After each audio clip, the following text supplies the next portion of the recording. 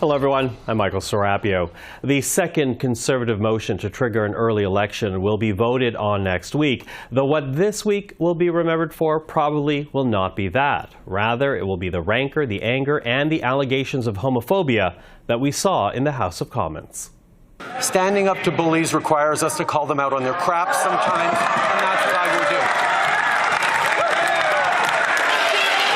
Question period, we clearly heard a very derogatory, homophobic, and cowardly comment coming from the Conservative benches directed at the Prime Minister. I've seen a lot of degrading elements in the history of my time here, but I've never seen anything as ugly as what happened yesterday.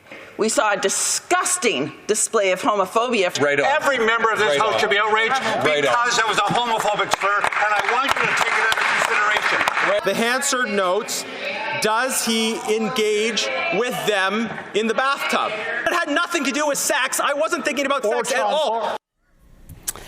Well, that was some of the highlights of the week that was. And to talk about this, we're now joined by Tonda MacCharles, Auto Bureau Chief for the Toronto Star, Joël-Denis Bellavance, Auto Bureau Chief for La Presse, and Robert Fife, Auto Bureau Chief for the Globe and Mail. You know, well, I guess it will come up in our conversation because I do want to get your impressions of everything that was shared. But I will begin with this one question, because here you have the Conservative government once again, Conservative Party rather, once again trying to bring down the government with this motion, and that, you know, from a strategic planning point of view, should be their message track. Instead, it's thrown off by a heckle from their own benches. How frustrated do you think Pierre Poilievre is right now?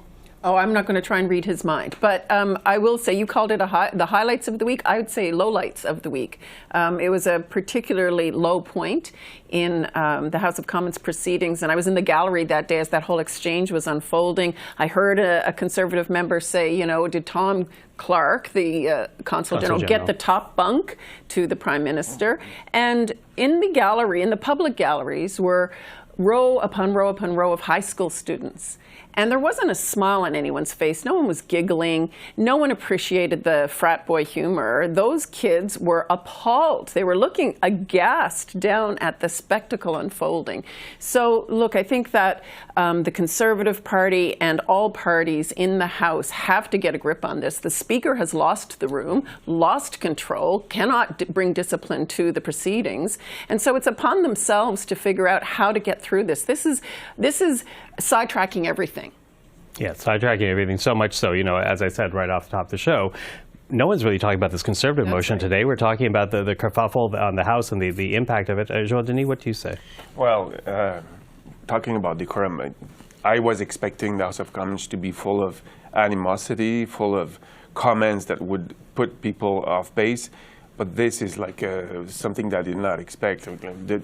The comments that we saw that was the highlight of this introduction shows how low it has become, and it brings it begs the question: what kind of election campaign will we have if the government falls? If this is what preceding the election campaign, I think maybe Canadians might be turned off quicker than we think if that continues up until the federal election is being called. But I want to draw the attention to the behavior of the Bloc Québécois. This is a separatist party that wants to leave Canada, but currently this is the party that shows the most respect for the institution in which they evolve. And that, I think, is something fascinating that needs to be said. That's true. Mm-hmm. Yeah, Bob? Well, I don't think it's going to get any better. You have a fatigued government. You have a government on the end on the ropes, frankly, and the parties are. Parliament reaches a point where they want to have an election, and it's not going to get better. It's going to get worse. But some perspective. Back when Pierre Trudeau was around, there was a 2-week bell ringing incident, which Parliament was shut down, that the Conservatives, led by Eric Nielsen, did this. I remember during the constitutional hearings, and when the Constitution was passed, the Tory MPs stormed the Speaker's chair with their fists raising. And in the Maroney years, there was the Liberal Rat Pack, and Sheila Copps was jumping over a table in a Commons committee chasing Sinclair Stevens. So it's bad here, but it was a lot worse. But we may get to that point, too, simply because this Parliament has run its course. And I don't think they're going to pull themselves back from it. Yeah, run its course. But, you know, I think let me sorry, just go say, ahead, go sir, ahead, because Bob. you've got a leader of the opposition who is an attack dog. And this is his 20 years in Parliament. This is the kind of tactics that he's himself has pursued.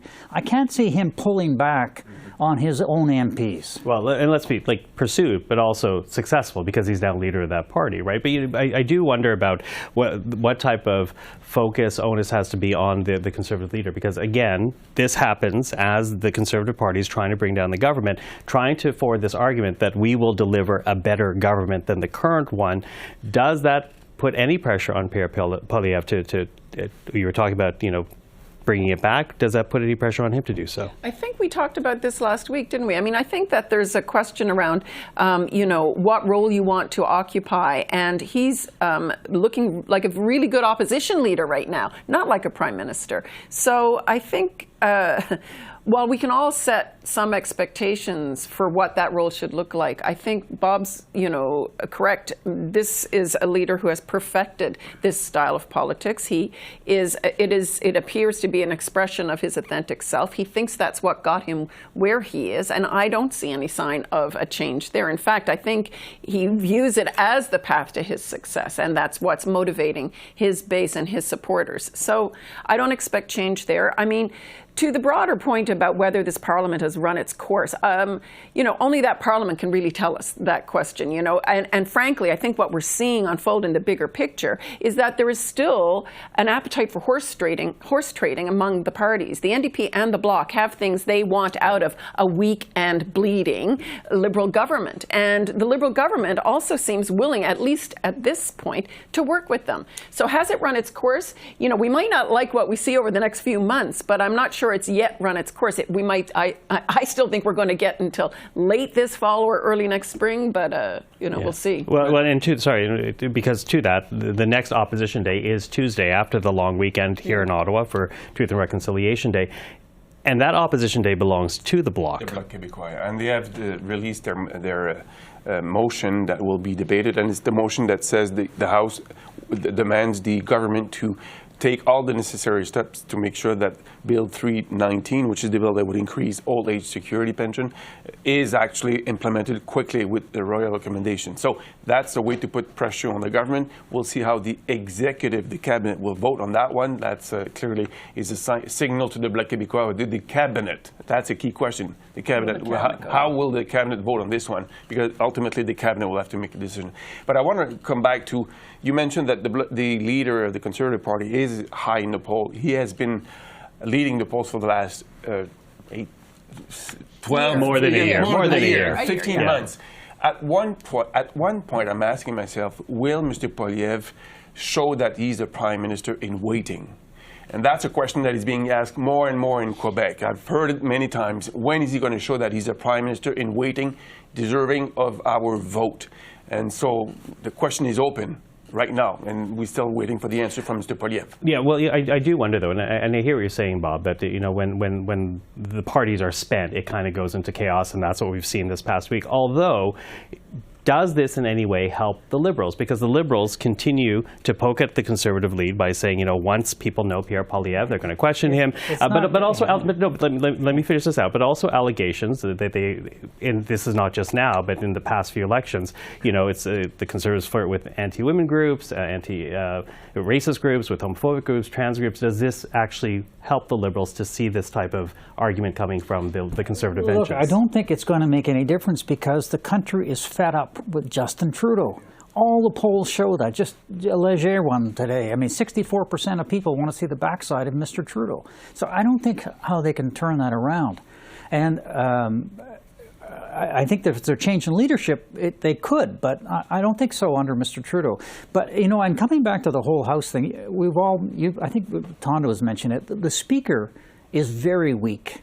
He's lost complete control of the House. Nobody respects him on any side.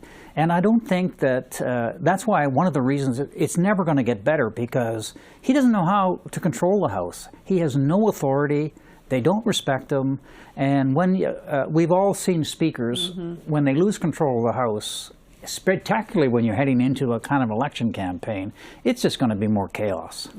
Yeah, but how do they choose the next speaker? What type of debate will that be? But well, I mean, we've seen some of the deputy speakers try to exert a little bit more influence. The bottom line here is the House Speaker has to enforce the rules that are there, and he is not enforcing the rules that are there. There are some members who are allowed to say things that are deemed unparliamentary and not required to withdraw the remarks, whereas other MPs are being basically shut down and not allowed to speak again unless they withdraw the remarks. So there are double standards in a parliament where all members are supposed to be equal. And as long as that continues to be the case, nothing will change. And I do think that, the temperature is pretty hot right now. Can it get worse?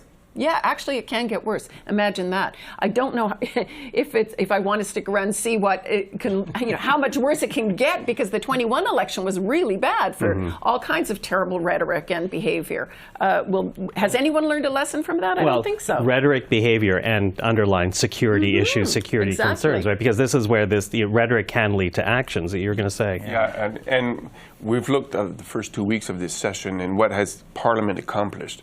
Well, you have the answer as much as I do. Not much, because the government has been focused on its own survival, and that takes away a lot of time to implement either policies, promote new ideas, new visions, and it takes away the time of good public debate, because the government is focused on its own survival and the opposition parties is focused on bringing down the government. So, as Bob pointed out, it has run its course, and it's time for the Canadians to go to the polls and pass judgment on the whole thing. Yeah. Meanwhile, I asked a question about message track. Silly me. Bob, Tonda, Joël-Denis, thank you for this. Thank you.